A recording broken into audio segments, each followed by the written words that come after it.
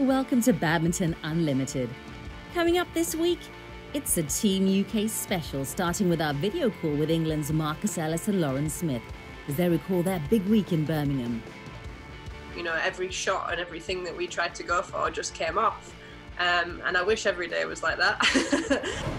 We also bring back some of our favourites from the region, including this fun quiz between badminton's famous husband and wife tandem, Chris and Gabriel Adcock. He wasn't meant to know that.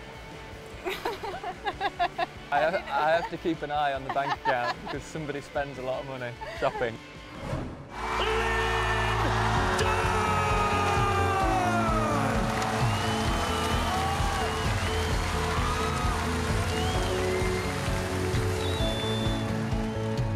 One of the greatest players to ever grace a badminton court, Lin Dan, announced his retirement on July the 4th.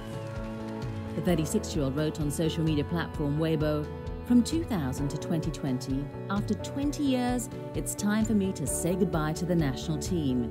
It is really difficult to say goodbye." This means that Lin, the gold medalist at the Beijing and London Games, will not compete at the next Olympics in Tokyo. Remember to catch Badminton Unlimited next week for a special tribute to the Chinese ace.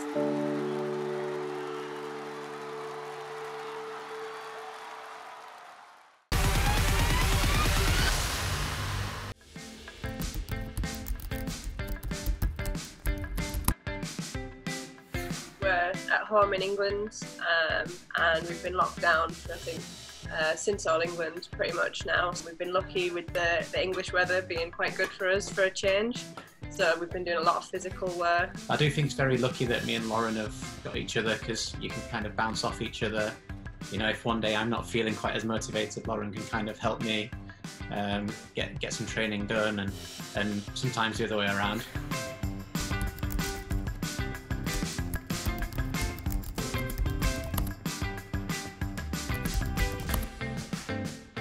My brother's 11, so he's been teaching me how to use TikTok, because you know that makes me old now. So it was a bit alien to me. I've been learning a few of the dances and doing some of the silly videos, trying to put a few exercises out there. You know, what badminton training can you do at home? Try to just put my life on there a little bit more than I normally would, because like you said, just connecting to the fans at the moment is much harder. So just to do it that way it's been a lot of fun for me. I just do as I'm told, you know. No, I'm kidding. I've done a couple of the TikTok videos, but I think Lauren's a lot more talented than I am, so I struggle with some of them. I tried to do one the other day and I think I hurt my leg, so you know, I don't want to injure myself.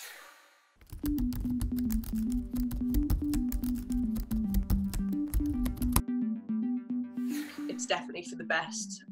It would have been impossible to run it under the current circumstances. You know, you can't socially distance the athletes or socially distance the crowd, and what's an Olympics if you don't have a crowd and if you don't have viewers? You know, it's really not what it's all about. So I think it was the right decision. We don't know, you know, have we actually qualified, or are we going to have to play extra tournaments to qualify? But you know, these are the questions going around in every player's head right now. You know, there's nothing certain. So you know, we were always going to play for more than the Olympics anyway. We hope that we've got many years left in our career. So you know, it being delayed doesn't hurt us in that way. It's more just the uncertainty, I think.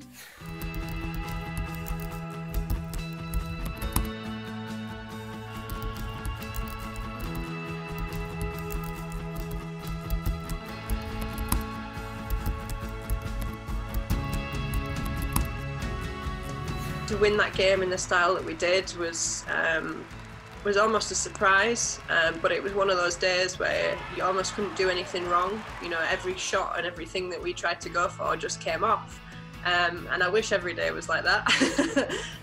But you know, that was a really big confidence boost. And that particular week we felt very confident in attack also. So when we actually got the attack, we felt after 4 or 5 shots we were punishing our opponents.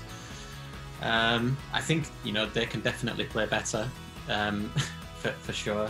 But I think after maybe half of the match, they kind of realised maybe it wasn't going to be their day. I don't think we felt that challenged in that match, which, you know, against a pair like that, it's amazing. You know, it really, really is. But I look forward to playing them hopefully a second time to see how we match up again. I'd like to finish where we've left off in March, having another 3 or 4 results that we can be really proud of. Can we push for the tour finals? Whatever that's going to look like, can we push for that? Because I think that another great opportunity to play against some of the best players in the world. Thanks for all your messages online from all the fans and things that support me on there. I've tried to have a few challenges and a bit of a laugh and a bit of fun on there, and that sort of Instagram community has made me smile quite a lot through this lockdown. It's been really nice to kind of stay connected to everyone, so thank you for that.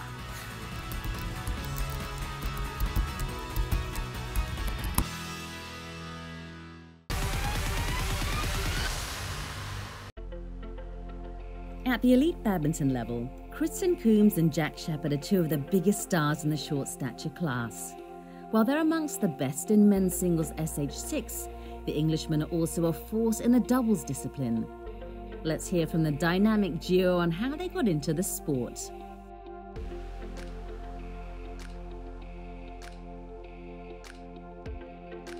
I've always been really sporty. Swim, tennis, table tennis I played, and then it was just seemed to be the right one. Through the DSA, the Dual Sports Association, they sort of helped us all get into sports when I was a younger age, and then badminton just came along. It got into the para side of it, the SS6 category, and then it's just gone from there. So that was 2008 was my first international.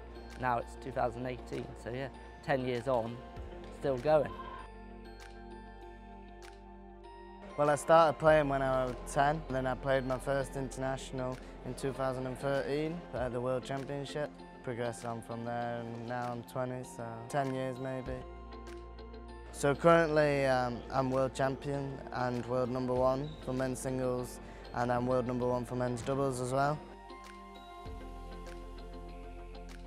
So the day that I found out that para badminton was a Paralympic sport, it was fantastic. It was an amazing feeling, know that I'd be able to achieve a dream.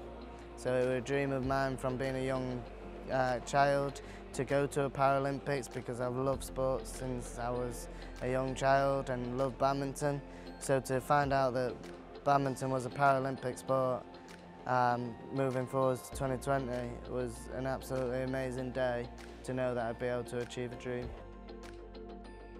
I'm world #2 in singles and world #1 in doubles, and it's been really hard because we've only recently got our funding from UK Sport, because badminton wasn't a Paralympic sport, so obviously they won't fund anything till it's that. So those 6 years before have been, or even before, it's been pretty full on, having to work as well as train as much as I could. Maybe not, it wasn't full time then, but now with the funding it's amazing. We can literally Monday to Friday, and it's a job now, so it's a dream come true. To get to world #1, I have had to work really hard. It's took lots of hours in training, lots of hard work, over and over again, practice, tournament after tournament to get the ranking points. And the last year has just been incredible, winning my first international in Japan. And then from there, I was hot on Kristen's heels, so we were only a few points behind him. And then went to win Spain, so that made sure I was world #1. So it was really good to get to that stage, but it just took loads of hard work, lots of training, and lots of good performance as well on court.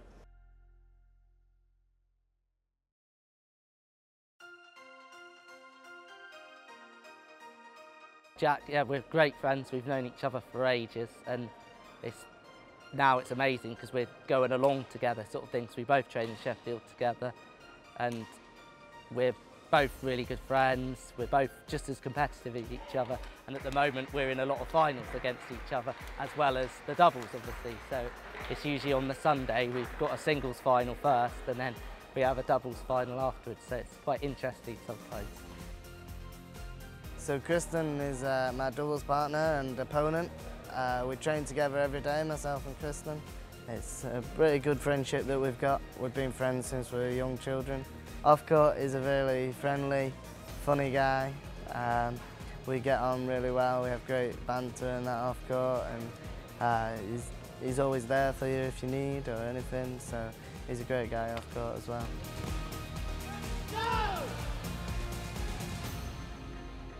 My goals are to go to the Paralympics and to win a medal.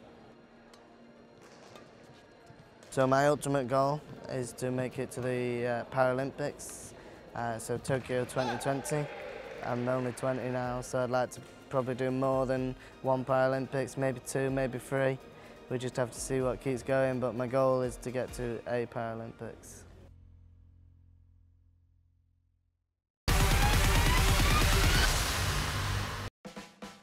As real-life partners, most would think the Adcocks are completely in sync on and off the court. But are they?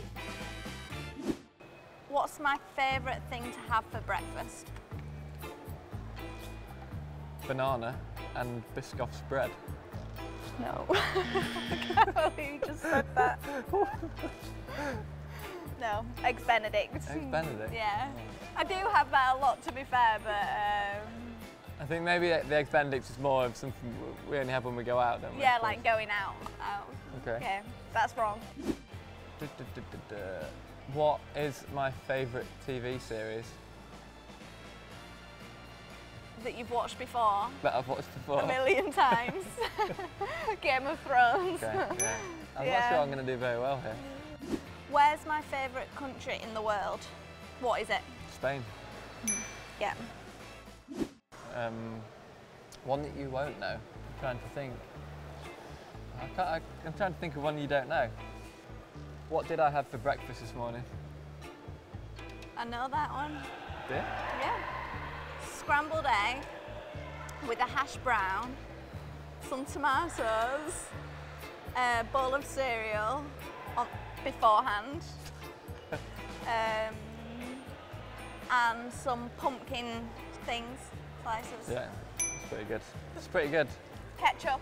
Yeah, he was ketchup. annoyed that nearly ran out of ketchup and he was like, there's not much ketchup left.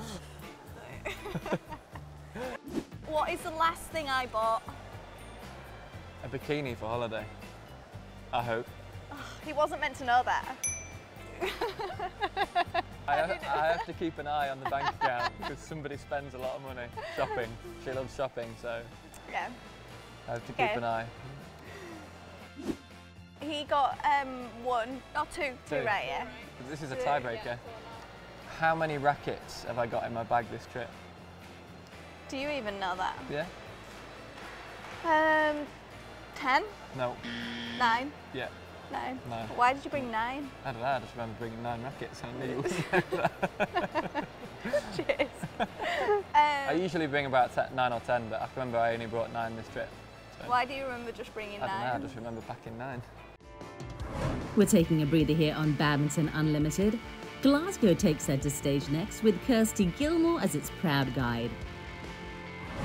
Plus, Rajiv Usef on bidding goodbye to a successful 14-year international career. But yeah, I don't think I could ever imagine how my career progressed, and I'm very grateful.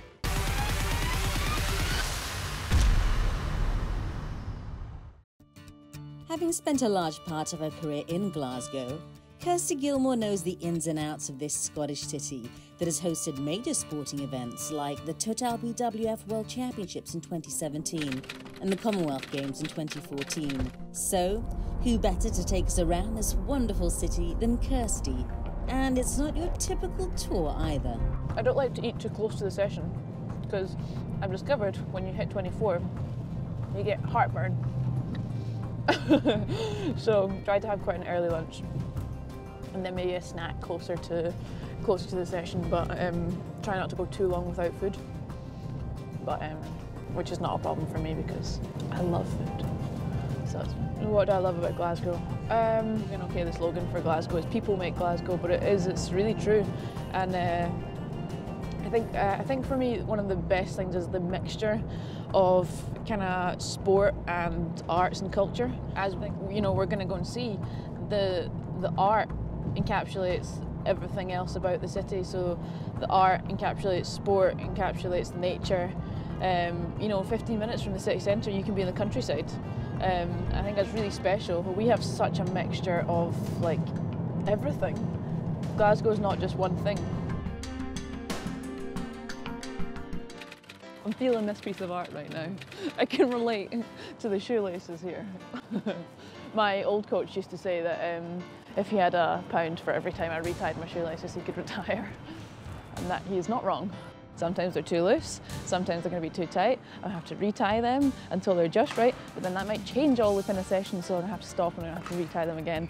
It's quite particular, but I don't really, yeah, it's just they have to be right. And so I'm feeling this art piece right now.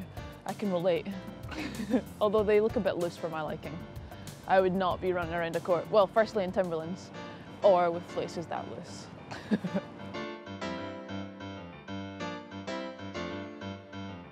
So I was like showing one of my friends around the city, and I didn't realise that I was doing it.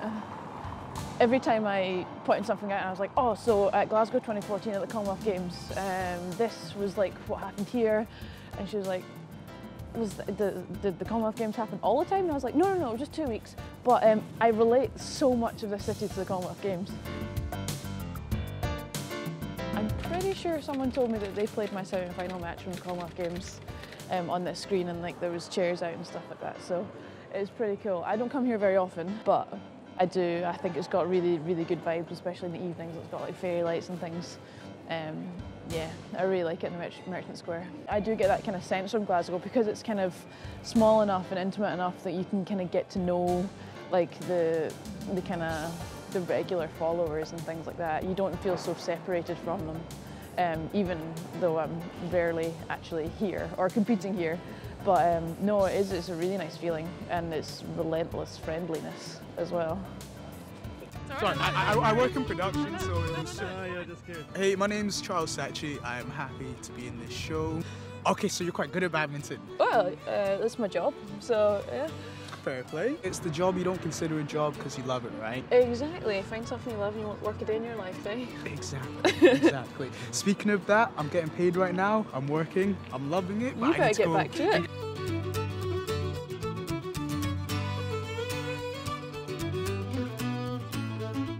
That's why I love Glasgow. This mural was one of, I don't know specifically how many, but for the Commonwealth Games there was murals put up all around the city. So as far as I know, there's a badminton one, I know of a netball one, rugby, hockey, and so this one's actually of Kieran, who I train with every day. And yeah, he didn't know that was happening, and it's, you know, quite a big thing to be happening. So yeah. They've made a slight error. I don't want to point out flaws, but he is playing left-handed in the front picture and then right-handed in the back picture, and I can confirm that he is just right-handed. He's not ambidextrous. I think he would wish he was, but he's not. For there to be a massive mural of badminton, I think it did. I think anyone that walks past kind of, you know, it's a nice reminder that, you know, Glasgow holds a world-class badminton event every year, not just Commonwealth Games, and we've been lucky enough to have a World Championships as well. So it's really something that's ingrained within the city, and it just acts as a nice reminder. Whether you see the badminton one or the hockey one or the netball one, yeah, you're always kind of, you know, reminded of world-class sport wherever you are in the city. It is quite unique and quite a special thing to be Scottish. And I do love playing with Scotland on my back. You know, anytime I step out into the court, I couldn't imagine having any other country on my back. I don't think that will never change. In Milton Keynes, England, lies the National Badminton Museum. It's a great place to learn a thing or two about the history of the game. There is a house which is privately owned by the Duke of Beaufort. It's got a big estate. Which is called Badminton House. And the story goes, whether it's correct or not, that in 1860 had a party there and it started to rain, so they had to go indoors. They went into the big hall, they put a string across from the fireplace to the door, and they picked up some of these battledores that the girls had been playing with, and hit it around. That's where the name absolutely certain, I think, that that's where the name comes from. Because where would it come from anywhere else but Badminton? And there's this village, Badminton, yeah. They played with these battledores, they're the rackets, with vellum on, and then they had shuttles which were fairly large. You can see from pictures down here. You know, they used to. I mean, the idea was to keep the shuttle in the air as long as possible, not hitting it at each other. It was just to keep it up. It had probably been there about 100 years, and it's a sort of halfway house, if we call it. It's got vellum one side, and instead of having it on the side, they've got strings. So it's an advance. And then, of course, you come onto these wooden rackets. These are what we call presses, which keep the rackets straight, because the wooden ones with the tension in the strings tend to warp, and they come over like that. This one is more usual. I had one, I remember, the first one I played with, I had it for about 2 years. This is what badminton players looked like in the 1900s, early 1900s. Long skirts. We say they couldn't have moved, but if you look at some photographs down here, they actually are jumping off the ground to play. So, yes, they did move a bit more. And this is the gentleman's play, long trousers. That's an England blazer. It was quite the thing in the early 1900s for the internationals to wear blazers. I've really enjoyed competing. That was the main reason why, obviously I enjoyed badminton, but also enjoyed the battles that I had as well. I'd say probably the Europeans win. That was, coming sort of towards the end of my career, and yeah, it really meant a lot to me winning that.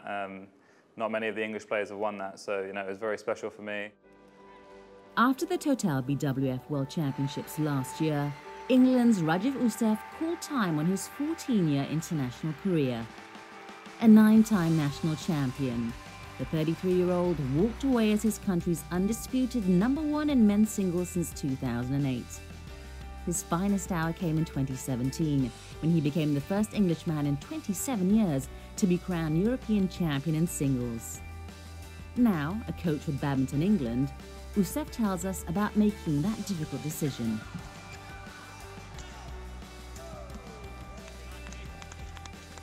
It was a combination of things. It was, I was getting slightly older. My body was slowly starting to pick up a few injuries, and yeah, that sort of thing was catching up with me a little bit. I've got a young family, I've got a young son, and I'm traveling away. The tour is getting, jam-packed at the moment, so I would have had to travel a lot. I see some of the younger players in Milton Keynes, the likes of Toby Penty, really sort of progressing. So I think it's a good opportunity for those guys to have an opportunity at some of the bigger tournaments. I've been to 2 Olympic Games, 3 Commonwealth Games, multiple World Championships, and done well in a few of those tournaments. So I can look back and be very proud with how I've done. And so I just thought it felt like everything together, it just made it the right time for me. There's definitely things that I miss, even just going around the world, traveling, great places, great countries, mad badminton fans in Asia in a good way. I miss that, being in those arenas, in that, having the energy, especially in big team events. The Indonesian fans were really loud, and some of the stuff I didn't miss, like having to train every day, wake up really early and having to train every day. I mean, I still wake up early with my little one, but knowing that I don't need to train and put my body through a lot of physical pain is, it feels very nice. My knowledge is in singles, so I'm trying to help the singles players as much as possible. But as a coach, I want to be, well-rounded. So for me, also being involved in some of the doubles players is a good experience for me and something I want to try and do. Just try and grow badminton and singles specifically in England. That's always been a long-term target of mine. First of all, through playing and hoping that my results will help a generation of singles players. But now I can do that as a coach, so that's what I want to try and do. For me, when I was a young kid, I just wanted to enjoy myself, and at the beginning it was more of a family thing. I just wanted to go and play and spend time with my family, really. And it was something that I think came quite naturally to me, which I was very lucky about. But yeah, I don't think I could ever imagined how my career progressed, and I'm very grateful. Thank you to all the people who have been watching my career, commenting on my career.